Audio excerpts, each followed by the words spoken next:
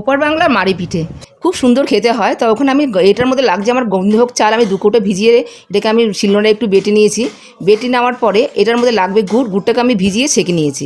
বা ছাকার পরে সেখানে দেবো হচ্ছে আমি নারকেলটাকেও আমি একটু কুড়িয়ে নেব, আর খানিকটা আমি কুচিয়ে দেবো বলে একটুখানি আমি তুলে নিচ্ছি আস্তে আস্তে করে। তুলে আমি এবার কোড়ানো নারকেলটাকে রেডি করে রাখলাম, হাঁড়ি বসিয়ে দিয়েছি। হাঁড়িতে আমি 2 মগ জল অলরেডি আগেই দিয়ে দিয়েছিলাম।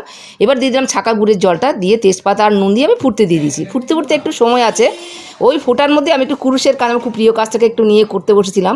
তো ওইটুকু করার পরে দেখলাম জল একদম টকবক করে ফুটতে উঠতেই আমি চালের গুঁড়োটা দিয়ে নাড়াচাড়া করে একদম নাড়াচাড়া করার পরে দেখলাম নারকেল কোড়াটা দিয়ে দিলাম। নারকেল কোড়া দিতে একটু বেশ ভালো করে ওপর নিচ করে নাড়িয়ে নিচ্ছি চারিদিকে যাতে মিলেমিশে যায়।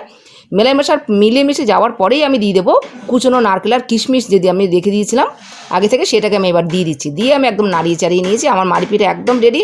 এবার খাবার পালা, আমি বাড়িতে করে তুলে সাজিয়ে নিয়েছি। ভীষণ স্বাদ, খুব তাড়াতাড়ি খুব সহজেই হয়ে যায়।